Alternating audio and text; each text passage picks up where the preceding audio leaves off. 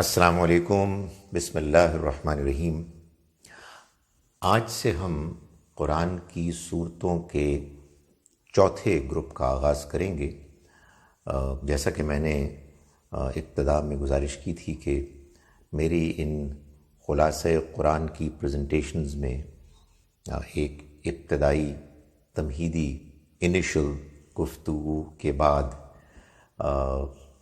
جو 28 ہمارے پاس episodes clips ہیں، ان میں ہر قرآن گروپ کو 4 کلپس دوں گا۔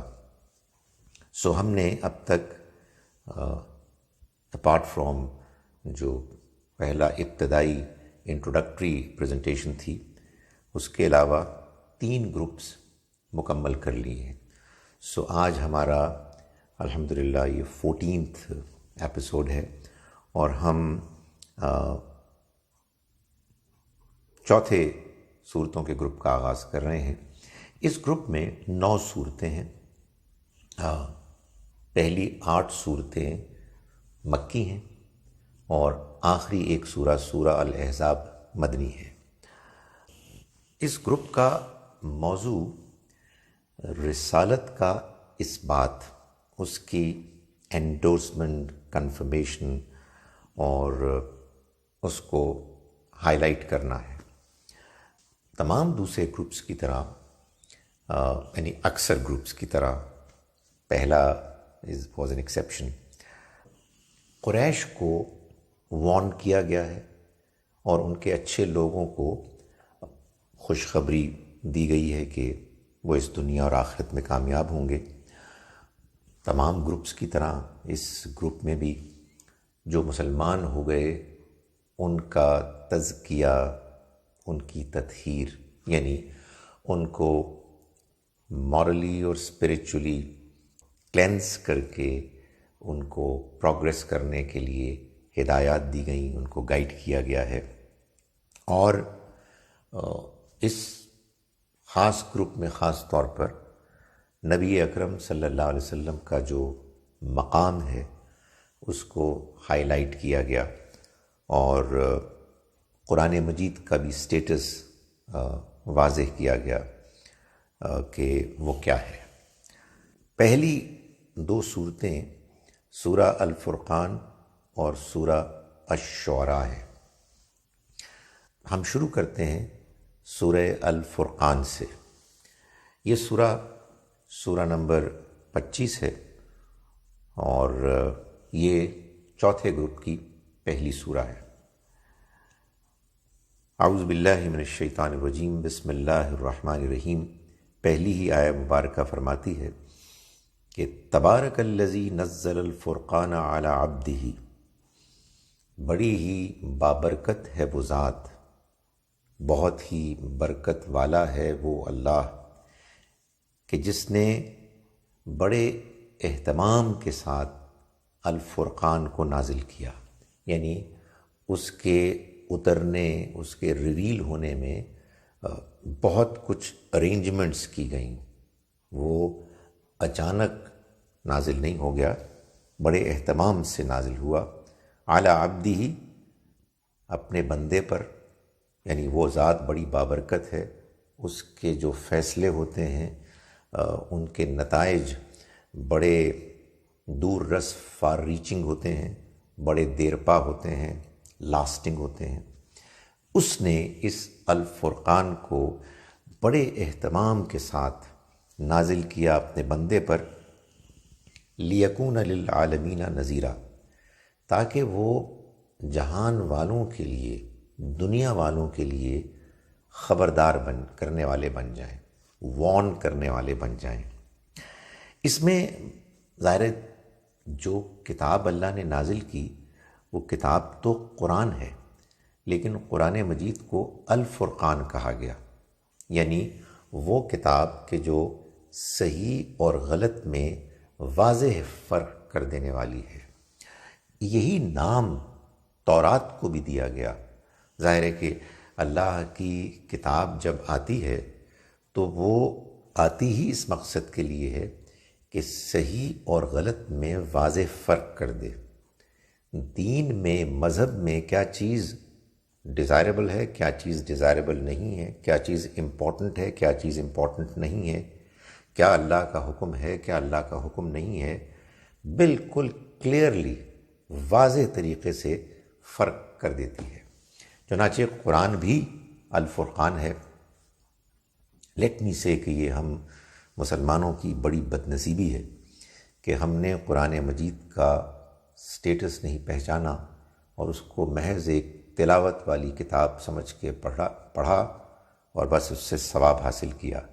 قرآن بہت اسٹرانگلی یہ کہہ رہا ہے کہ یہ الفرقان ہے، یعنی ریلیجن میں کیا چیز صحیح ہے، کیا چیز غلط ہے، اس کو بہت کلیئرلی بیان کرنے کے لیے اللہ نے نازل کیا ہے، تاکہ اس کتاب کے ذریعے سے اللہ کے پیغمبر صلی اللہ علیہ وآلہ وسلم دنیا والوں کو وارن کریں۔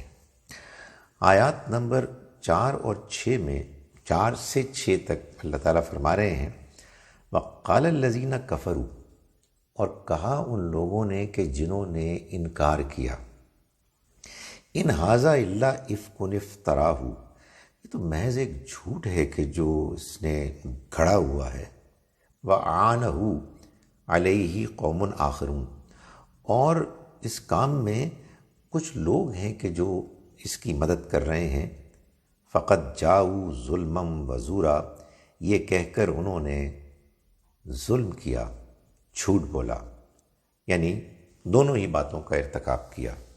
یہ قرآن مجید نے ان تبصرہ کرنے والے، انکار کرنے والوں کے اس الزام کا جواب دیا کہ یہ جان بوجھ کر یہ بات کہہ رہے ہیں، حالانکہ انہیں معلوم ہے کہ ایسی کوئی بات نہیں ہے، یہ ظلم کر رہے ہیں اور یہ جھوٹ بول رہے ہیں۔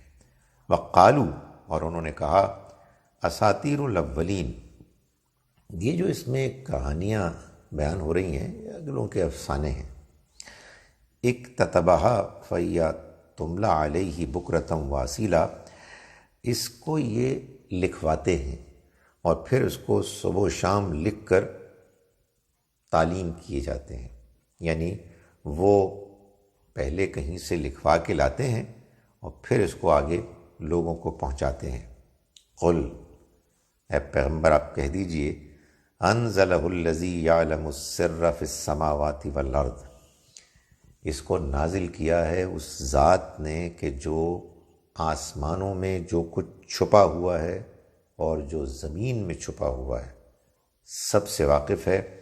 انہ کان غفور الرحیمہ، یقیناً وہ مغفرت کرنے والا، رحم کرنے والا ہے۔ یعنی جواب میں اللہ تعالیٰ نے یہ بات بتائی کہ تم اس قرآن کو دھیان سے پڑھو تو تمہیں یہ محسوس ہوگا کہ یہ ادھر ادھر سے کہیں سے لکھوائی ہوئی کتاب نہیں ہے، بلکہ یہ وہ کتاب ہے کہ جو پڑھنے والے کو اگر وہ سنجیدگی سے پڑھے تو یہ بات بتا رہی ہے کہ آسمانوں اور زمین کے بھید کیا ہیں، وہ ان سے بھی واقف ہے۔ لیکن بہرحال اس کے لیے انسان کو سنجیدہ اور دیانتدار ہونا ضروری ہے، اور فرمایا کہ وہ مغفرت کرنے والا، رحم کرنے والا ہے۔ ابھی بھی وقت ہے، اعتراض برائے اعتراض کرنے کی بجائے اپنے آپ کو ٹھیک کر لو اور اپنے ریفارم ہونے کے لیے تم قرآن مجید کو دھیان سے پڑھو۔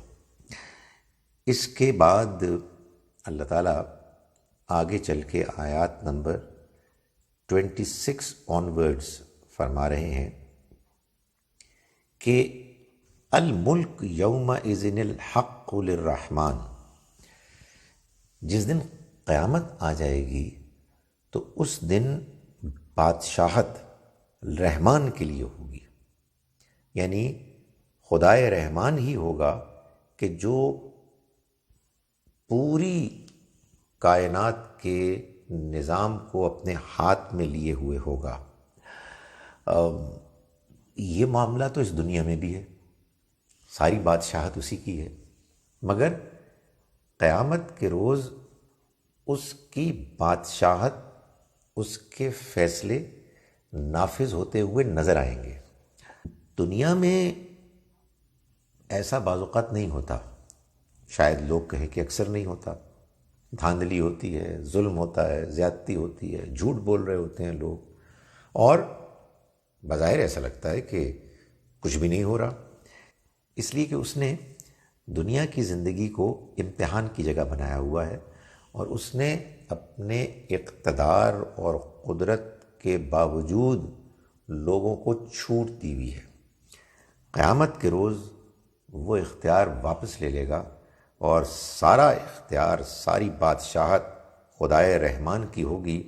وَكَانَ يَوْمًا عَلَى الْكَافِرِينَ عَسِيرًا، اور وہ دن جان بوجھ کر انکار کرنے والوں کے اوپر بہت تنگ ہوگا، بہت سخت ہوگا۔ وَيَوْمَ يَعَضُّ الظَّالِمُ، اور جس دن ظالم یعنی جنہوں نے ظلم ڈھایا ہے وہ علی یدیہ، اپنے ہاتھوں کو کاٹیں گے، یعنی فرسٹریشن میں۔ یقول یا لیتنی اتخذت مع الرسول سبیلا، اور وہ کہیں گے کہ ہائے ہماری بربادی، افسوس ہم پر، اے کاش کہ ہم رسول کے ساتھ راستہ اختیار کرتے۔ ہمیں اس موقع پر یہ اختیار چوائس ملی تھی، مگر ہم نے اس کو صحیح طرح سے استعمال نہیں کیا۔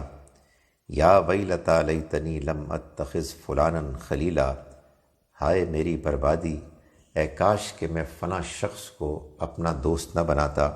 لقد اضلنی عن الذکر، اس نے تو مجھے بھٹکا دیا یاد دہانی سے، یعنی اللہ کے پیغام سے، بعد اذ جاءنی، جب کہ وہ میرے پاس آ گیا۔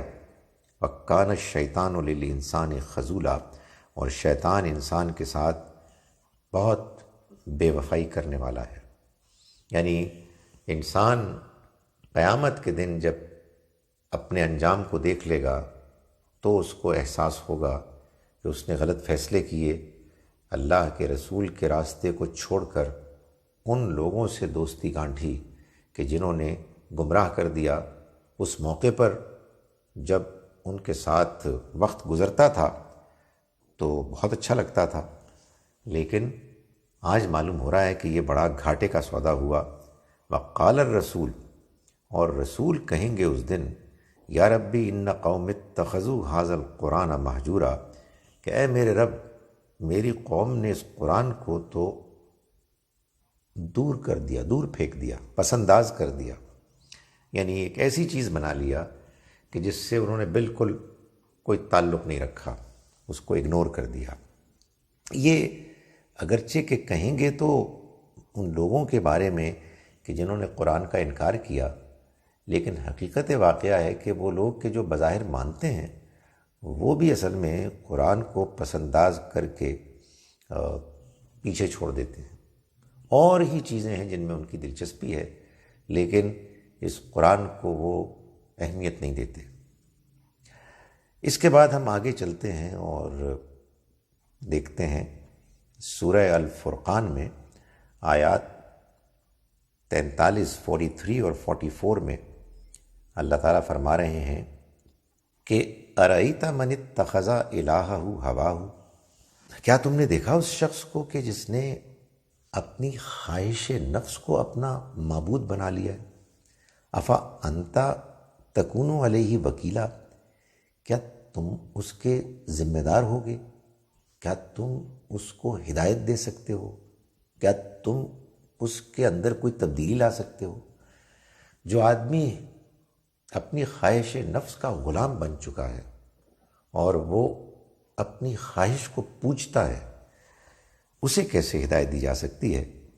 ام تحسب ان اکثرهم یسمعون او یعقلون، کیا تمہارا خیال ہے کہ ان میں سے اکثر لوگ تمہاری بات سنتے ہیں اور عقل سے کام لیتے ہیں؟ نہیں، ان ہم الا کالانعام، یہ تو چوپایوں جانوروں کی مانند ہیں۔ بل ہم اضل سبیلا، بلکہ ان سے بھی زیادہ بھٹکے ہوئے ہیں۔ جانوروں کے پاس تو شعور، احساس ہی نہیں ہے کہ وہ اللہ کے کلام کو سمجھ سکیں، ہدایت کو پا سکیں۔ ان لوگوں کے پاس اس بات کا اختیار تھا، یہ ایسا کر سکتے تھے کہ صحیح بات کو سمجھتے اور مانتے، مگر ہوا یہ کہ یہ اپنی خواہشات کے پیچھے اتنا زیادہ اندھا دھند چل پڑے کہ پھر وہ صحیح بات کو جاننے کی صلاحیت سے محروم ہو گئے۔ اب اے پیغمبر یہ آپ کی بات نہیں سنتے اور نہ عقل سے کام لیتے ہیں۔ آپ ان کو قرآن پہنچاتے ہیں لیکن ان کو قرآن مجید کے سننے اور اس کو اہمیت دینے، اس پر غور کرنے میں کوئی دلچسپی نہیں ہے۔ اس کے بعد آگے چلتے ہیں، آیات نمبر 50 سے 50 سے آنورڈز اللہ تعالیٰ فرما رہے ہیں وَلَقَدْ صَرَّفْنَاهُ بَيْنَهُمْ لِيَذَّكَّرُوا، اور ہم نے اس کو ان کے درمیان مختلف سٹائلز میں بیان کی، یعنی باتیں نصیحت کی۔ کوئی ایک انداز نہیں ہے بلکہ مختلف انداز ہے، بدل بدل کر۔ کیوں؟ لیذکروا، تاکہ یہ یاد دہانی حاصل کریں۔ ہوتا ہے کہ بعض اوقات بعض لوگوں کو بعض سٹائلز آف پریزنٹیشن اپیل نہیں کرتے، بعضوں کو وہی بہت اپیل کرتے ہیں۔ تو اللہ نے اپنی کتاب میں مختلف مزاجوں کا خیال رکھ کر مختلف انداز میں اپنی بات بیان کی، وہی ایک بات، وہی چند مضامین، لیکن اس کو اللہ تعالیٰ فرماتے ہیں کہ ہم نے صرفناہ، ہم نے اس کو بدل بدل کر مختلف اسالیب میں، سٹائلز میں بیان کیا تاکہ یہ یاد دہانی حاصل کریں۔ فَأَبَى أَكْثَرُ النَّاسِ إِلَّا كُفُورًا، لیکن اکثر لوگ ناشکری ہی میں اڑے ہوئے ہیں، یعنی وہ دھیان ہی نہیں دے رہے، وہ سمجھنے کے لیے، غور کرنے کے لیے تیار ہی نہیں ہے۔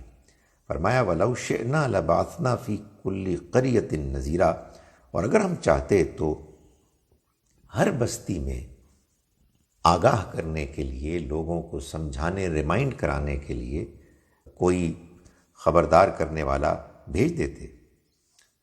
اللہ کے لیے کیا یہ مشکل تھا؟ لیکن اللہ تعالیٰ جانتے ہیں کہ اگر ایسا ہو بھی جاتا تو اس سے کچھ فرق نہ پڑتا۔ لوگوں کو ان کے حالات میں جس طرح سے اللہ کا پیغام پہنچتا ہے وہ ان کے سمجھنے کے لیے کافی ہے، چاہے وہ ان کو ڈائریکٹلی رسول کے ذریعے سے پہنچا ہو، چاہے انڈائریکٹلی کسی اور سورس سے پہنچا ہو۔ یہ تو اللہ کا فیصلہ ہے اور وہ جانتا ہے کہ ہر ایک کو اس نے الگ طریقے سے آزمایا ہے۔ تو اس بارے میں ان لوگوں کے ان اعتراضات اور بہانے بازیوں کو آپ زیادہ اہمیت نہ دیں۔ فَلَا تُطِعِ الْكَافِرِينَ، تو آپ ان کافروں کی باتوں کو زیادہ اہمیت نہ دیں۔ وَجَاهِدْهُمْ بِهِ جِهَادًا كَبِيرًا، اور آپ ان سے جہاد کریں اس کے ذریعے سے بڑا جہاد، یعنی یہ قرآن ہے کہ جس کو لے کے آپ ان کے سامنے پیش کریں، ان کی سوالات کے جواب دیں، ان کے اعتراضات کو فیس کریں۔ یہ سننے کے لیے تیار نہ ہوں تو موقع تلاش کریں کہ جب وہ آمادہ ہوں، اور مختلف طریقوں سے ان کو انوائٹ کرنے کی کوشش کریں۔ یہی آپ کی سٹرگل ہے۔ تو یہاں قرآن مجید نے لفظ جہاد اس مقصد کے لیے استعمال کیا کہ اللہ کے پیغام کو انسانوں تک پہنچانے کے لیے سٹرگل کی جائے۔ سو جہاد کا مطلب یہی ہے، ٹو اسٹرائیو اینڈ اسٹرگل۔ سو فرمایا کہ آپ اس قرآن کے ذریعے سے بڑا جہاد کریں، یعنی اصل جہاد یہی ہے کہ لوگوں کو اللہ کا کلام سمجھایا جائے۔ اس کے بعد ہم آتے ہیں آیات نمبر 61 اور 62، 61 اور 62 میں، جس میں اس سورہ مبارکہ کے اختتام میں اللہ تعالیٰ نے اپنے پسندیدہ بندوں کے اوصاف، ایٹریبیوٹس بیان کیے ہیں، اور اس بیان سے پہلے ایک تمہید بیان کی ہے۔ آپ یوں سمجھیے کہ اس بیان کے لیے راہ ہموار کی ہے، وے پیو کیا ہے، کہ وہ اصل بات اس راستے کے ہموار ہونے، لیول ہونے کے نتیجے میں سمجھ میں آ جائے۔ فرمایا تبارک الذی جعل فی السماء بروجا، وہی تبارکہ، یہاں سے سورہ شروع ہوئی تھی، بڑا ہی بابرکت ہے وہ کہ جس نے آسمان میں برج بنائے۔ برج، یہ قرآن مجید نے ایک میٹافر لیا کہ جیسے پرانے زمانے میں جو شہر ہوا کرتے تھے ان کی دیواریں ہوتی تھیں چاروں طرف سے، والڈ سٹیز ہوتی تھیں، جیسے لاہور کی بھی والڈ سٹی ہے، اور اس میں پھر چونکہ یہ سیکورٹی کے مقصد سے چاروں طرف دیواریں کھڑی ہوتی تھیں، اس کے اوپر برجیاں ہوتی جن میں کوئی سپاہی کھڑا ہوتا اور وہ دور تک دیکھتا تاکہ اگر کوئی حملہ آور حملے کے لیے آ رہے ہیں تو وہ اعلان بھی کریں اور انیشل ان سے لڑائی بھی کریں، ریزسٹ بھی کریں۔ قرآن مجید نے بتایا کہ آسمان میں بھی اسی طرح سے اللہ نے ارینجمنٹ کی ہوئی ہے، خاص طور پر قرآن کے نازل ہونے کے زمانے میں، کہ اگر کچھ شیاطین قرآن کے اس نازل ہونے کے اس جرنی میں، سفر میں، کہیں درمیان میں کوئی انفارمیشن چوری کر کے لیک کرنے کے لیے قریب آئیں تو ان کے اوپر سنگ باری کی جائے، شعلہ آئے ایک اور ان کو دور بھگا دے، شہاب ثاقب، جس کو قرآن مجید نے اور جگہوں پر بیان کیا ہے۔ تو یہاں بس یہ اشارہ کر دیا کہ اللہ نے اس آسمان میں جو ضروری میجرز پروٹیکشن کے لیے درکار تھے اس کو اس نے باقاعدہ ڈیزائن میں رکھا ہے، ارینج کیا ہے، تو بہت برکت والا ہے وہ، اس کا ہر فیصلہ اپنے اندر long term far reaching consequences رکھتا ہے۔ وَجَعَلَ فِيهَا سِرَاجًا وَقَمَرًا مُنِيرًا، اور اس نے اس میں یعنی آسمان میں ایک چراغ اور ایک روشن چاند بنایا، وہ کہ جو منور ہے، روشن ہے۔ یہ اس اللہ کی ڈیزائن ہے اور اس نے دنیا کو اس طرح سے بنایا۔ وَهُوَ الَّذِي جَعَلَ اللَّيْلَ وَالنَّهَارَ، اور وہی ہے جس نے بنایا رات کو اور دن کو خلفتاً، ایک دوسرے کے آگے پیچھے آنے جانے والا، لمن اراد ان یذکر، ہر اس شخص کے لیے کہ جو یاد دہانی حاصل کرنا چاہے، او ارادہ شکورا، اور ہر اس شخص کے لیے کہ جو شکر گزار بننا چاہے۔ یعنی اگر انسان واقعی اس بات کے لیے آمادہ ہے کہ وہ بات کو سمجھے اور بنانے والے کا شکر ادا کرے، تو وہ یہ غور کرے کہ جس دنیا میں وہ رہتا ہے اس دنیا میں یہ آسمان اور بہت سے مقاصد کے لیے بنایا گیا ہوگا، مگر یہ نظر آ رہا ہے کہ میری ضرورت کو پورا کرنے کے لیے بنایا گیا ہے۔ انسان غور کرے تو یہ رات اور یہ دن میرے مقاصد، میری ضروریات کو سامنے رکھ کر ڈیزائن کیا گیا ہے۔ اس میں بڑی نصیحت، یاد دہانی بھی ہے کہ یہ جس نے بنایا ہے وہ کیسا عظیم خدا ہے اور اس کی کیسی بے پناہ خوبیاں ہیں، ایٹریبیوٹس ہیں، صفات ہیں، اور یہ بھی کہ اگر اس نے یہ سب کچھ میرے لیے بنایا ہے تو پھر مجھے اس کا شکر گزار ہونا چاہیے، مجھے اس کا گریٹفل ہونا چاہیے۔ یہ بات بیان کرنے کے بعد اب اللہ تعالیٰ، میں نے گزارش کی نا کہ یہ تو ہوئی تمہید، اب بیان فرما رہے ہیں کہ اللہ کے پسندیدہ بندے کون ہیں۔ فرمایا وعباد الرحمن، رحمان کے بندے، الذین یمشون علی الارض ہونا، تو وہ ہیں کہ جو زمین میں چلتے ہیں ہونن، انکساری کے ساتھ، ہمبل طریقے سے۔ وَإِذَا خَاطَبَهُمُ الْجَاهِلُونَ قَالُوا سَلَامًا، اور جب جاہل ان سے الجھتے ہیں، جاہل ان سے خطاب کرتے ہیں تو وہ سلام کر کے رخصت ہو جاتے ہیں۔ یعنی ایک بات تو یہ ہے کہ وہ زمین میں اکڑتے نہیں ہیں، ایروگنس ان میں نہیں ہے۔ یہ رحمان کے فیورٹ بندے ہیں۔ جو آدمی ایروگنٹ ہے وہ آدمی پرلے درجے کا احمق ہے، وہ اپنے آپ کو بڑی چیز سمجھتا ہے، حالانکہ وہ کچھ بھی نہیں ہے۔ وہ کیڑے کے برابر بھی نہیں ہیں۔ تو رحمان کے بندے وہ تو چلتے بھی ایسے ہیں کہ ان کی چال سے ہی معلوم ہوتا ہے کہ وہ ایروگنٹ نہیں ہے بلکہ وہ ہمبل ہے۔ اس کے لیے کوئی چال کا سٹائل اڈاپٹ کرنے کی ضرورت نہیں ہے۔ آدمی اگر اپنے اندر سے واقعی ہمبل ہے تو اس کی چال سے یہ بات آپ سے آپ نمایاں ہو جائے گی۔ اسے کچھ تصنع خود سے کوئی اس کا اہتمام کرنے کی ضرورت نہیں پیش آئے گی۔ اور جب جاہل ان کو خطاب کرتے ہیں تو ان سے بحث نہیں کرتے، وہ جان لیتے ہیں کہ ان کے ساتھ گفتگو کرنے کا کوئی فائدہ نہیں ہے، خواہ مخواہ بدمزگی ہوگی، خواہ مخواہ وقت کا ضیاع ہوگا۔ تو وہ اتنے سمجھدار لوگ ہیں کہ وہ کہتے ہیں بھائی سلام، آپ اپنا راستہ لیجئے، میں اپنا راستہ لیتا ہوں۔ یعنی کوئی جھگڑتے نہیں ہیں کہ جس کے نتیجے میں تمام راستے ہی بند ہو جائیں کمیونیکیشن کے، بس ٹال دیتے ہیں تاکہ آئندہ کبھی موقع ملے اور وہ بات سننے کے لیے تیار ہوں تو ان کو بات پہنچائی جا سکے۔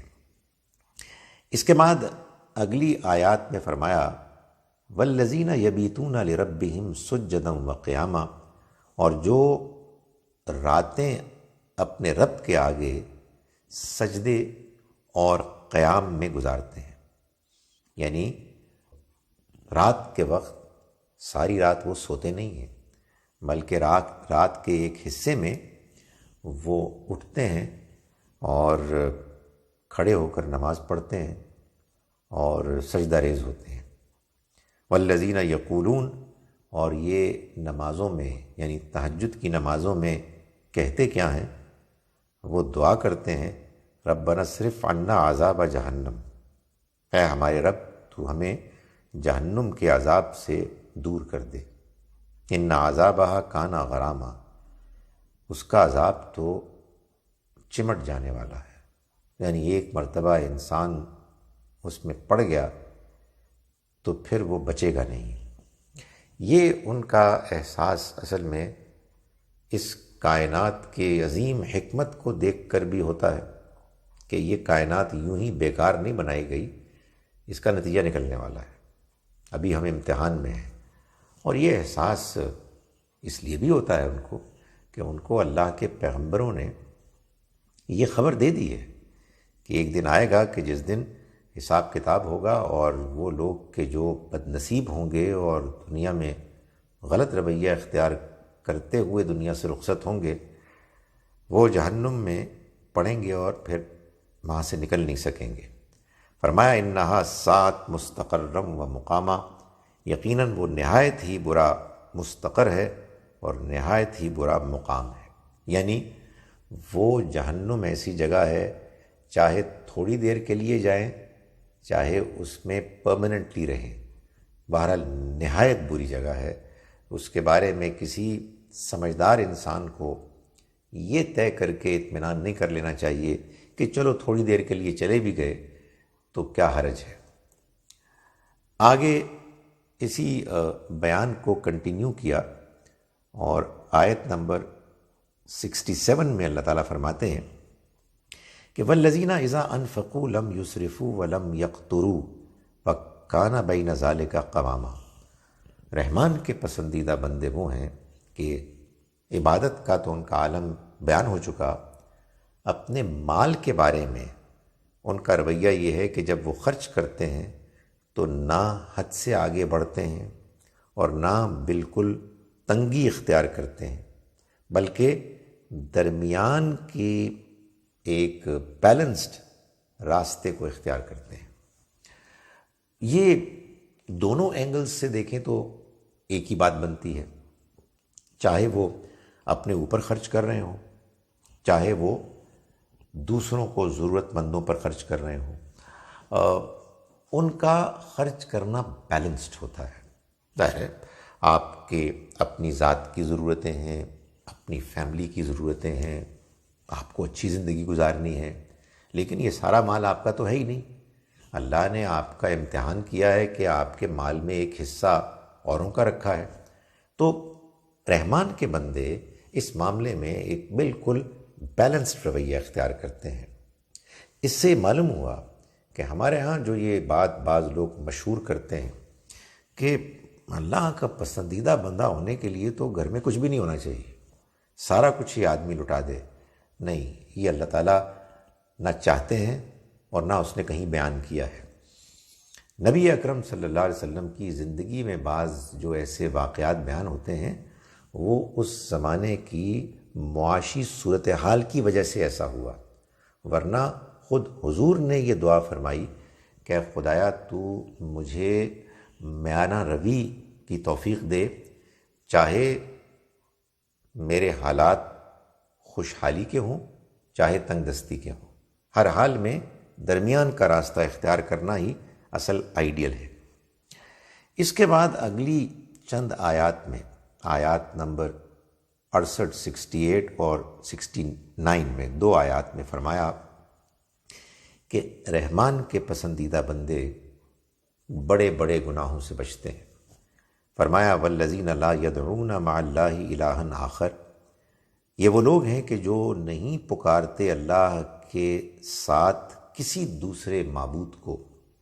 ولا یقتلون النفس التی حرم اللہ الا بالحق، اور نہ کسی انسان کو وہ قتل کرتے ہیں جس کو کہ اللہ نے محترم قرار دیا ہے سوائے کسی حق کے. یعنی اگر کسی نظام میں کسی قاتل کو قتل کرنا ہو یا کسی ایسے شخص کو کہ جو زمین میں فساد مچا رہا ہو، ڈکیتیاں، ریپس وغیرہ کر رہا ہو، تو اس کو بھی قتل کیا جا سکتا ہے، لیکن وہ نظام قتل کرے گا. کسی اور انسان کو قتل کرنے کا کسی کو حق اختیار نہیں ہے. ولا یزنون، اور نہ ہی وہ زنا کاری میں مبتلا ہوتے ہیں. ومن یفعل ذالک، اور جو یہ کرے گا یا یعنی ان میں سے کوئی کام کرے گا، یلقا اثاما، تو وہ اپنے گناہوں کے انجام سے دوچار ہوگا، اسے اپنے ان گناہوں کے نتیجے کانسیکوینسز کو فیس کرنا ہوگا. یضاعف لہ العذاب یوم القیامہ، قیامت کے دن اس کے عذاب میں اضافہ ہوگا درجہ بدرجہ، گریجولی.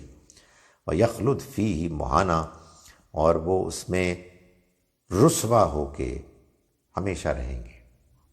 یعنی ان کا عذاب ان کے لیے بڑھایا جائے گا اور ان کی رسوائی ہوگی اور پھر وہ وہاں سے نکل نہیں سکیں گے. ہاں البتہ آگے آیت نمبر 70 آنورڈز فرمایا الا من تابا و آمنا و عمل عملا صالحا، سوائے ان لوگوں کے کہ جنہوں نے توبہ کی، یعنی بڑے بڑے گناہ کیے لیکن اس کے بعد اللہ نے ان کو توفیق دی کہ وہ توبہ کریں، و آمنا، اور ایمان لایا.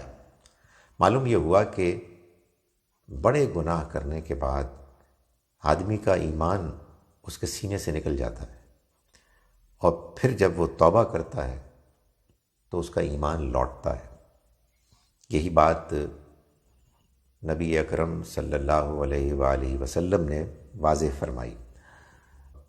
کوئی زانی حالت ایمان میں زنا نہیں کرتا، کوئی چور نہیں چوری کرتا حالت ایمان میں، یعنی اس کا ایمان اس کے دل سے نکل جاتا ہے تبھی وہ ایسا کر سکتا ہے.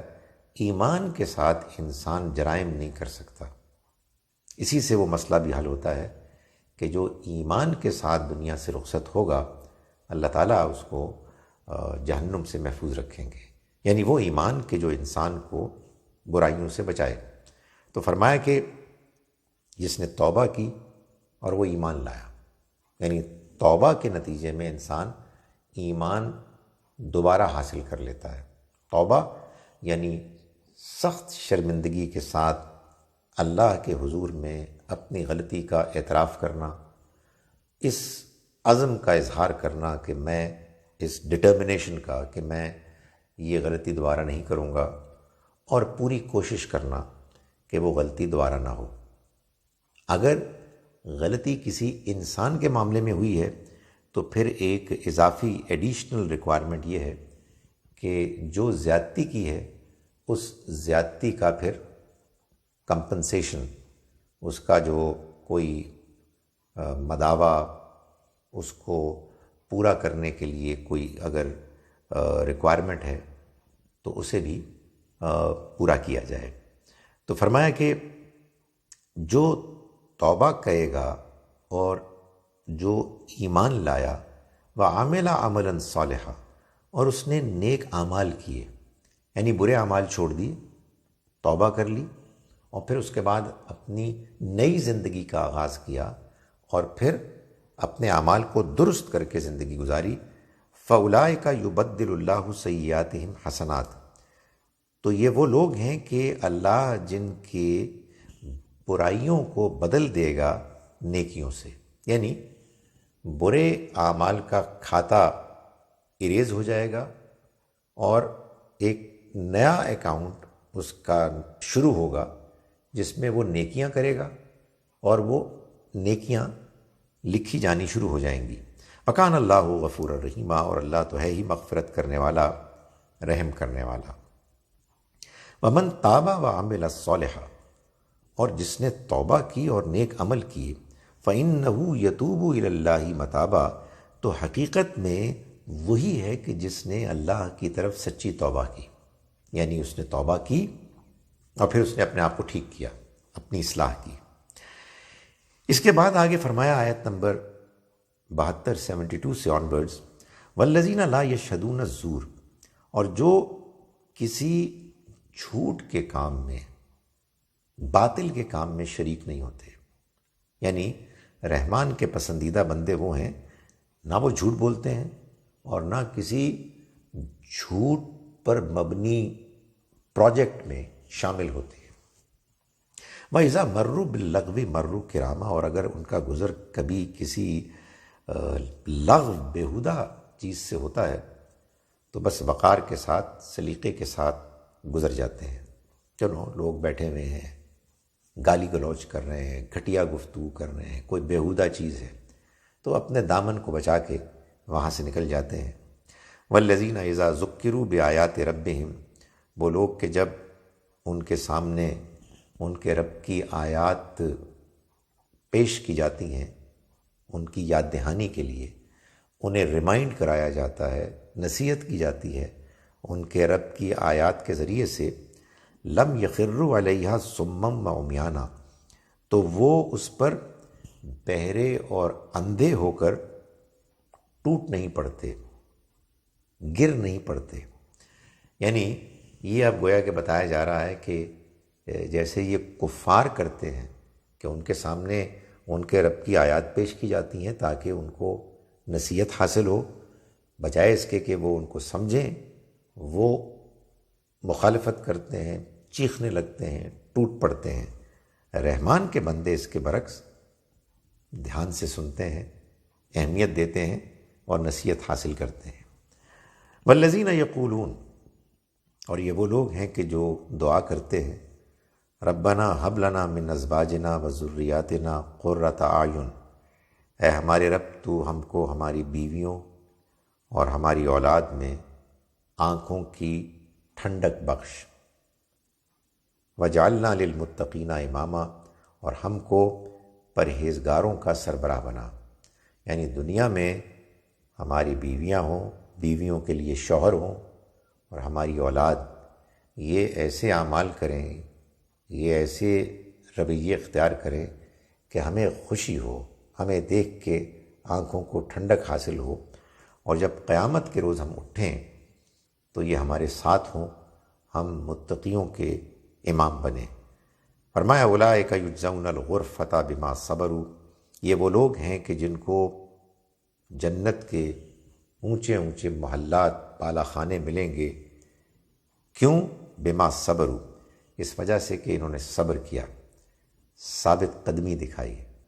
یعنی جب کوئی ٹیمپٹیشن ہوتی برائی کی طرف تو وہ اپنے آپ کو مضبوطی سے تھام لیتے، جب کوئی ان کے اوپر پریشر ڈالا جاتا کہ وہ غلط کام کرے یا انہیں کوئی مشکل حالات پیش آتے تو وہ صبر کرتے اور ثابت قدم رہتے۔ اسی وجہ سے ان کو جنت میں اعلیٰ ترین مقامات، رہنے کی جگہیں ملیں گی۔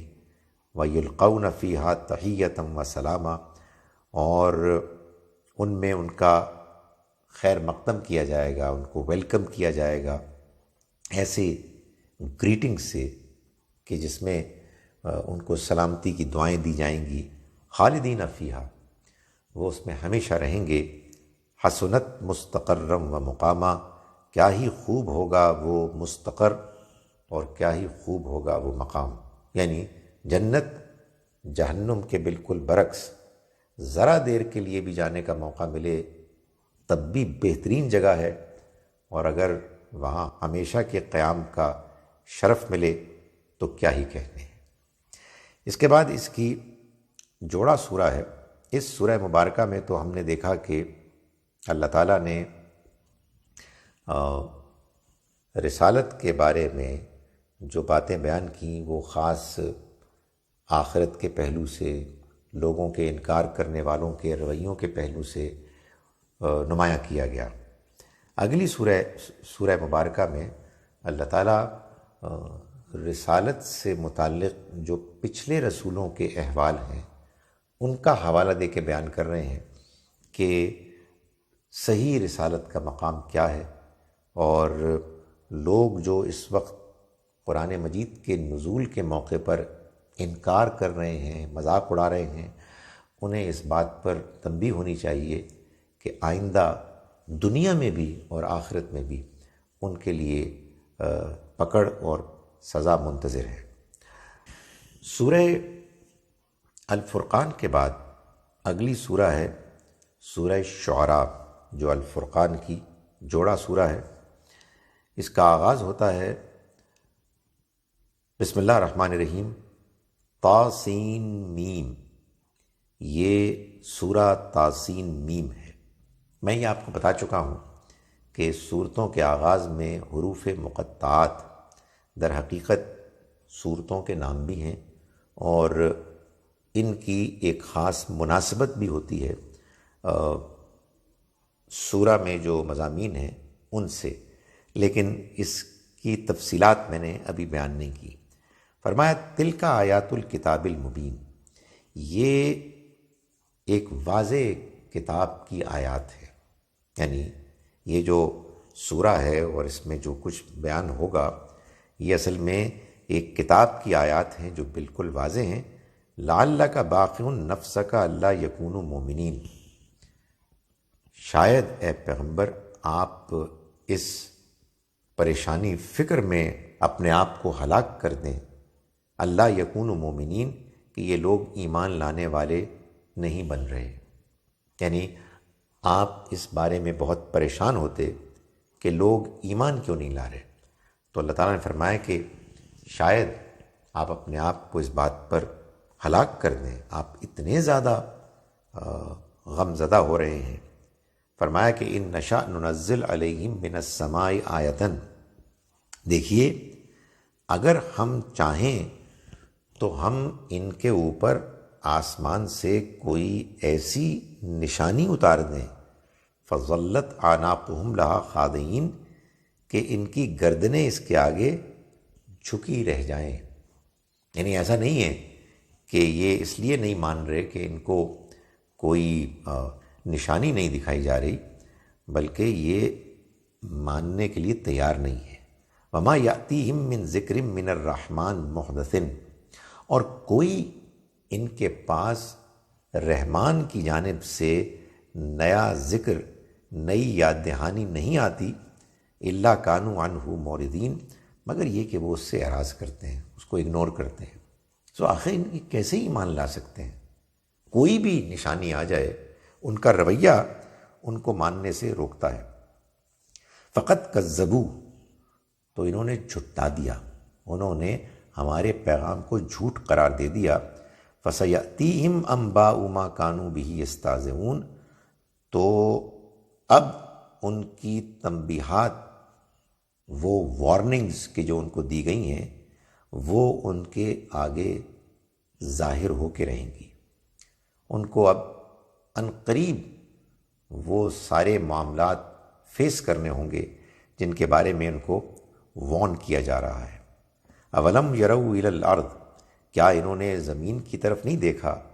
کم انبتنا فیہا من کل زوج کریم، کہ ہم نے اس میں کتنی مختلف قسم کی چیزیں جو مختلف پہلوؤں سے کارآمد ہونے والی ہیں ان کو ہم نے بخشی ہیں۔ ان فی ذالک لآیہ، یقیناً اس میں بڑی نشانی ہے۔ وما کان اکثرہم مومنین، مگر ان میں سے اکثر لوگ ایمان لانے والے نہیں ہوں گے۔ وَإِنَّ رَبَّكَ لَهُوَ الْعَزِيزُ الرَّحِيمُ، اور تمہارا رب یقیناً زبردست ہے، رحم کرنے والا ہے۔ یہ جو آیات ہیں، یعنی ان فی ذالک لآیہ وما کان اکثرہم مومنین وان ربک لہو العزیز الرحیم، یہ ہم دیکھیں گے کہ اس سورہ مبارکہ میں بہت ریپیٹ ہوتی ہیں۔ ہر واقعے کے بیان کے بعد یہ آیات ہیں کہ جو ریپیٹ ہوتی ہیں۔ اس کے بعد آیت نمبر 10 سے آنورڈز اللہ تعالیٰ نے موسیٰ علیہ السلام کا قصہ بیان کیا۔ فرمایا وَإِذْ نَادَى رَبُّكَ مُوسَىٰ أَنِ ائْتِ الْقَوْمَ الظَّالِمِينَ، اور اس وقت کو یاد کرو جب تمہارے رب نے موسیٰ کو پکارا اور یہ کہا کہ أَنِ ائْتِ الْقَوْمَ الظَّالِمِينَ، کہ ظالم قوم کے پاس جاؤ، قوم فرعون یعنی فرعون کی قوم کے پاس جاؤ، الا یتقون، اور ان سے کہو کہ کیا وہ ڈرنے والے نہیں بنیں گے۔ قال ربی انی اخاف ان یکذبون، موسیٰ علیہ السلام نے فرمایا کہ مجھے اس بات کا اندیشہ ہے کہ وہ مجھے جھٹلائیں گے۔ وَيَضِيقُ صَدْرِي، اور میرا سینہ کچھ بھچتا ہے، یعنی میں کچھ گھبراہٹ محسوس کرتا ہوں۔ وَلَا يَنْطَلِقُ لِسَانِي، اور میری زبان میں بھی وہ روانی نہیں ہے، وہ فلو نہیں ہے۔ فارسل الی ہارون، تو ہارون کے پاس پیغام بھیج، یعنی وہ ہے کہ جو اس کام کو زیادہ ایفیکٹولی کر سکتا ہے۔ وَلَهُمْ عَلَيَّ ذَنبٌ، اور ایک اور بات بھی ہے کہ ان کے پاس میرا ایک گناہ بھی ہے۔ فَأَخَافُ أَن يَقْتُلُونَ، مجھے ڈر ہے کہ وہ کہیں مجھے قتل نہ کر دیں۔ قَالَ كَلَّا، اللہ تعالیٰ نے فرمایا کہ نہیں، ہرگز نہیں۔ فَاذْهَبَا بِآيَاتِنَا، اچھا تو تم جاؤ دونوں ہماری آیات کے ساتھ۔ اِنَّا مَعَكُمْ مُسْتَمِعُونَ، ہم تمہارے ساتھ ہوں گے اور سنتے ہوں گے، یعنی تمہیں وہ کوئی نقصان نہیں پہنچا سکتا۔ یہ واقعہ ہے کہ جس کو پھر بڑی تفصیل کے ساتھ بیان کیا گیا، جس میں موسیٰ علیہ السلام اور ہارون علیہ السلام پھر گئے فرعون کے دربار میں، اور اس کی تفصیلات وہ ہیں کہ جو ہم جانتے ہی ہیں۔ اس کے بعد آیات نمبر 78 سے آنورڈز قرآن مجید نے ابراہیم علیہ السلام کی دعوت کے جو پیچھے سے چلی آ رہی ہے، اس میں انہوں نے جس طرح سے لوگوں کے سامنے، اپنی قوم کے لوگوں کے سامنے اللہ تعالیٰ کا تعارف کرایا، وہ یہ تھا کہ اللہ کی ذات وہ ہے الذی خلقنی، جس نے مجھ کو پیدا کیا، فہو یہدین، اور وہ میری رہنمائی فرماتا ہے۔ یعنی اس میں ایک ریالٹی کا بھی بیان ہے اور اسی میں ایک آرگومنٹ بھی ہے۔ جس نے مجھے پیدا کیا ہے وہی مجھے بتائے گا کہ صحیح راستہ کیا ہے۔ میرا رب وہ ہے جس نے مجھے پیدا کیا اور وہ میری رہنمائی فرماتا ہے۔ والذی ہوا یطعمنی ویسقین، اور وہ کہ جو مجھے کھلاتا ہے اور مجھے پلاتا ہے۔ وَإِذَا مَرِضْتُ فَهُوَ یشفین، پھر جب میں بیمار پڑتا ہوں تو وہ مجھے شفا دیتا ہے۔ وَالَّذِي یُمِیتُنِی ثُمَّ یحیین، اور جو مجھے موت دے گا پھر مجھے زندہ کرے گا۔ وَالَّذِی أَطْمَعُ أَن یغفر لی خطیئتی یوم الدین، اور وہ میرا رب وہ ہے کہ جس سے میں یہ ایکسپیکٹ کرتا ہوں، توقع کرتا ہوں کہ جزا و سزا کے دن وہ میرے گناہ معاف کرے گا۔ سادہ الفاظ میں خدا تعالیٰ کے ساتھ تعلق اور اس کے تعارف کا بہترین بیان ہے کہ جو ابراہیم علیہ السلام نے اپنی قوم کے سامنے پیش کیا کہ جو شرک میں مبتلا تھے اور سچائی کو جاننے کے لیے آمادہ نہیں تھے۔ آگے ہم دیکھتے ہیں سورہ مبارکہ میں آیات نمبر 141 141 آنورڈز۔ یہ سورہ مبارکہ چھوٹی چھوٹی آیات پر مشتمل ہے، اور ان صورتوں میں سے ہے کہ جن میں آیات کی تعداد سب سے زیادہ ہے۔ 141 آن ورڈز اللہ تعالیٰ فرما رہے ہیں کہ کذبت ثمود المرسلین، سمود نے بھی رسولوں کی تکذیب کی، یعنی قوم سمود نے، جن کے پاس ان کے پیغمبر صالح علیہ السلام آئے۔ حالانکہ یہ بات معلوم ہے کہ سمود کے پاس ایک ہی پیغمبر صالح علیہ السلام آئے، مگر قرآن کہہ رہا ہے کہ سمود نے رسولوں کو جھٹلایا۔ کہنے کا مقصد یہ ہے کہ جس قوم نے کسی ایک رسول کو جھٹلا دیا، اس نے سارے رسولوں کو جھٹلا دیا۔ یہی وجہ ہے کہ اگر کوئی رسول برحق آ جائے تو پھر ان کا انکار تمام رسولوں کا انکار ہے، اس لیے کہ اصل میں وہ ایک ہی پیغام لے کر آتے ہیں، اور جو انکار کرنے والا انکار کا جرم کرتا ہے وہ اصل میں سبھی کے ساتھ ایسا ہی کرے گا، اس لیے کہ کسی پیغمبر کے بدلنے سے اس کا ایٹیچوڈ بدل نہیں سکتا۔ فرمایا اذ قال لهم اخوهم صالح، یاد کرو اس وقت کو کہ جب کہا ان سے ان کے بھائی صالح نے، الا تتقون، کیا تم اللہ سے ڈرتے نہیں؟ انی لکم رسول امین، میں تمہارے لیے ایک امانت دار رسول بن کر آیا ہوں۔ یعنی اس سے پہلے بھی جو میں تمہارے ساتھ زندگی گزار چکا ہوں اس میں بھی میں امانت دار تھا، امین تھا، اور اب بھی میں تم سے امانت داری کا حق ادا کر رہا ہوں کہ میرے پاس جو پیغام آیا ہے میں پوری امانت کے ساتھ تم تک اس کو پہنچا رہا ہوں۔ فاتقوا اللہ واطیعون، تو اللہ سے ڈرو اور میری بات مانو۔ وما اسألکم علیہ من اجر، میں اس پر تم سے کوئی اجر معاوضہ نہیں مانگ رہا۔ ان اجریہ الا علی رب العالمین، میرا اجر تو صرف اللہ کے پاس ہے کہ جو جہان والوں کا رب پالنے والا ہے۔ اتترکون فیما ہاہنا آمنین، کیا تم انہی نعمتوں میں جن میں تم آج یہاں موجود ہو، تمام خطرات سے محفوظ، یہیں چھوڑ دیے جاؤ گے، اسی میں رہو گے؟ فی جنات و عیون، ان باغوں میں اور ان چشموں میں، وزروع ونخل طلعها حدیم، کھیتیوں اور ایسے کھجور کے خوشوں میں جو گتھم گتھا ہیں، کیا تم ان میں رہو گے؟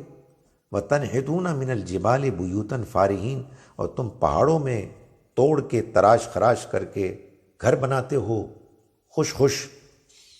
فَاتَّقُوا اللَّهَ وَأَطِيعُونِ، تو اللہ سے ڈرو اور میری اطاعت کرو، میری پیروی کرو۔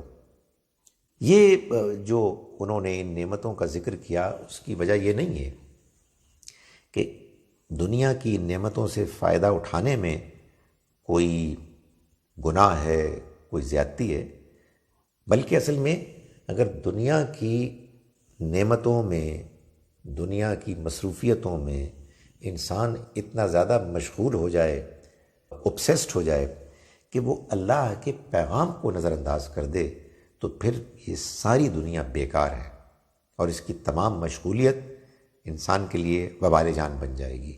تو صالح علیہ السلام نے یہ پوائنٹ آؤٹ کیا کہ یہ سب کچھ جو تم کر رہے ہو، اس کے نتیجے میں تم اللہ کے ہاں کیا جواب دو گے؟ وَلَا تُطِيعُوا أَمْرَ الْمُسْرِفِينَ، اور تم ان لوگوں کی بات مت مانو کہ جو حد سے آگے گزر جانے والے ہیں۔ الَّذِينَ يُفْسِدُونَ فِي الْأَرْضِ وَلَا يُصْلِحُونَ، وہ لوگ کہ جو زمین میں فساد برپا کر رہے ہیں اور اصلاح نہیں کر رہے۔ قَالُوا إِنَّمَا أَنْتَ مِنَ الْمُسَحَّرِينَ، انہوں نے صالح علیہ السلام کی اس دعوت کا جواب یہ دیا کہ آپ تو معلوم ہوتا ہے کہ جادو سے متاثر ہوئے ہیں۔ مَا أَنْتَ إِلَّا بَشَرٌ مِثْلُنَا، تم تو ہمارے ہی جیسے ایک انسان ہو۔ فَأْتِ بِآیَةٍ إِن كُنتَ مِنَ الصَّادِقِينَ، تو پھر کوئی نشانی لاؤ اگر تم واقعی سچے ہو، یعنی اس دعوے میں کہ تم اللہ کے پیغمبر ہو۔ قَالَ هَٰذِهِ نَاقَةٌ لَهَا شِرْبٌ وَلَكُمْ شِرْبُ يَوْمٍ معلوم، انہوں نے کہا کہ یہ ایک اونٹنی ہے، ایک دن پانی پینے کی باری اس کی ہے، اور ایک دن تمہارے لیے پانی کی باری آئے گی۔ وَلَا تَمَسُّوهَا بِسُوءٍ، اور دیکھو اس کو تم بری نیت کے ساتھ نہ چھونا، فَيَأْخُذَكُمْ عَذَابُ يَوْمٍ عَظِيمٍ، ورنہ تم کو ایک ہولناک دن کا عذاب آ پکڑے گا۔ فَعَقَرُوهَا، تو انہوں نے اس کی کونچیں کاٹ دیں، فَأَصْبَحُوا نَادِمِينَ، تو انہیں پچھتانا پڑا۔ فَأَخَذَهُمُ الْعَذَابُ، تو ان کو پکڑ لیا عذاب نے۔ إِنَّ فِي ذَلِكَ لَآیَةً، یقیناً اس میں ایک بڑی نشانی ہے۔ وَمَا كَانَ أَكْثَرُهُم مُؤْمِنِينَ، اور ان میں سے اکثر لوگ ایمان لانے والے نہیں۔ وَإِنَّ رَبَّكَ لَهُوَ الْعَزِيزُ الرَّحِيمُ، اور یقیناً تمہارا رب زبردست ہے، رحم کرنے والا ہے۔ اس کے بعد ہم چلتے ہیں آیت نمبر 192 کی طرف، جس میں اللہ تعالیٰ اب سورہ مبارکہ کے تقریباً اختتام میں فرما رہے ہیں، بہت سے رسولوں کی داستانوں کو بیان کرنے کے بعد، وَإِنَّهُ لَتَنزِيلُ رَبِّ الْعَالَمِينَ، اور یقیناً یہ قرآن نہایت اہتمام کے ساتھ، پریپریشن ارینجمنٹس کے ساتھ، رب العالمین، جہانوں کے پروردگار رب پالنے والے کی طرف سے نازل کیا گیا ہے۔ نزل بہ الروح الامین، اس کو لے کر اترے ہیں وہ فرشتے کہ جو امانت دار ہیں، الروح الامین، امانت دار فرشتے، علی قلبک، اے پیغمبر آپ کے دل پر، لتکون من المنذرین، تاکہ آپ ہو جائیں خبردار کرنے والوں میں سے۔ یعنی یہ اللہ نے اہتمام کیا ہے اس قرآن مجید کے نزول کا کہ وہ آپ کے دل کے اوپر نازل ہوتا ہے، اور اس کا مقصد یہ ہے کہ آپ لوگوں کو خبردار کریں۔ بلسان عربی مبین، واضح عربی زبان میں، آپ کی زبان ہے، آپ کے قوم کے لوگوں کی زبان ہے، آپ اس سے ان کو خبردار کریں۔ وَإِنَّهُ لَفِي زُبُرِ الْأَوَّلِينَ، اور اس کا ذکر پہلے صحیفوں میں بھی موجود ہے، پچھلی کتابوں میں بھی اس کے آنے کی خبریں، پیشن گوئیاں موجود ہیں۔ اولم یکن لہم آیتن، کیا ان لوگوں کے لیے یہ نشانی کافی نہیں ہے؟ ان یعلمہ علماء بنی اسرائیل، کہ اس کو بنی اسرائیل کے علماء جانتے ہیں، یعنی انہیں اس بات کا علم ہے کہ یہ بھی اللہ کی کتاب ہے، ان کی پچھلی کتابوں میں اس کے بارے میں تذکرہ موجود ہے۔ اس سورہ مبارکہ کے بالکل اختتام میں آیت نمبر 221 سے اللہ تعالیٰ فرما رہے ہیں کہ حل انبئکم علی من تنزل الشیاطین، یہ جو تم دعویٰ کر رہے ہو کہ نعوذ باللہ ہمارے پیغمبر پر شیطان آیا اور اس نے القاء کیا، کیا میں تمہیں بتاؤں کہ شیطان کن پر اترتے ہیں؟ تنزلوا علی کل افاک اثیم، یہ شیطان اترتے ہیں ان بے پر کی اڑانے والے، گپے مارنے والوں، بد کردار لوگوں پر۔ یلقون السمع، جو کان لگا کر بیٹھتے ہیں، وَأَكْثَرُهُمْ كَاذِبُونَ، اور ان میں سے اکثر جھوٹے ہوتے ہیں۔ یعنی ان کی کوشش ہوتی ہے کہ کسی طرح سے ان کو کوئی گپ، کوئی جھوٹ، کوئی ایسی بات مل جائے کہ جو کسی اور عالم کی ہو، اور وہ اس کو پھر سنائیں اور لوگوں کو متاثر کریں، مگر اس میں اکثر جھوٹے ہوتے ہیں۔ اور یہ شیاطین اترتے ہیں وَالشُّعَرَاءُ يَتَّبِعُهُمُ الْغَاوُونَ، اور شاعروں کی پیروی تو گمراہی کرتے ہیں۔ یعنی نبی اکرم صلی اللہ علیہ وسلم کو جو الزامات لگائے گئے آپ پر، ان میں سے ایک یہ بھی تھا کہ آپ شاعر ہیں، تو آپ صلی اللہ علیہ وآلہ وسلم کے بارے میں وضاحت کرتے ہوئے قرآن فرماتا ہے کہ شاعروں کی پیروی تو گمراہ کرتے ہیں۔ الم تر انہم فی کل واد یہیمون، کیا یہ نہیں دیکھتے کہ وہ، یعنی شاعر، ہر وادی میں بھٹکتے پھرتے ہیں۔ وانہم یقولون ما لا یفعلون، اور یہ کہ وہ کہتے ہیں وہ کہ جو کرتے نہیں ہیں۔ یعنی جو آمد ہوئی بڑی سے بڑی بات، مبالغہ آمیز بات کہہ ڈالی، ردیف قافیہ ملایا اور اپنی بات کو بیان کر دیا، چاہے وہ خود اس پر عمل کر سکتے ہیں یا نہیں کر سکتے، باتیں بڑی بڑی بناتے ہیں، لیکن جب عمل کا وقت آتا ہے تو بالکل پیچھے بیٹھ جاتے ہیں۔ فرمایا الا الذین آمنوا وعملوا الصالحات، سوائے ان لوگوں کے جو ایمان لائے اور جنہوں نے نیک اعمال کیے۔ یعنی شاعروں میں بھی سب ایک طرح کے نہیں ہوتے، ایسے بھی ہیں جو ایمان لائے اور جنہوں نے نیک عمل کیے۔ وَذَكَرُوا اللَّهَ كَثِيرًا، اور اللہ کا ذکر کثرت سے کیا۔ وَانتَصَرُوا مِن بَعْدِ مَا ظُلِمُوا، اور جب ان پر ظلم ہوا تو انہوں نے بدلہ لیا، یعنی ان کے اندر اپنا دفاع کرنے کی پوری صلاحیت، پورا حوصلہ ہے۔ وَسَيَعْلَمُ الَّذِينَ ظَلَمُوا، تو جنہوں نے ظلم کیا وہ ان قریب جان لیں گے اَيَّ مُنْقَلِبٍ يَنْقَلِبُونَ، کہ ان کا کیا ٹھکانہ ہونے والا ہے، یعنی ان کا انجام جو بہت برا انجام ہے وہ کیا ہے، یہ ان قریب یہ لوگ جان لیں گے۔ اس پر یہ سورہ مبارکہ اور یہ ان دونوں صورتوں الفرقان اور الشعراء کا جوڑا ختم ہوا۔ انشاءاللہ کل اسی طرح سے اس گروپ کے اگلے جوڑے یعنی سورہ النمل اور القصص کے بیان کے ساتھ میں حاضر ہوں گا۔ اقول قولی ھذا واستغفر اللہ لی ولکم ولسائر المسلمین والمسلمات۔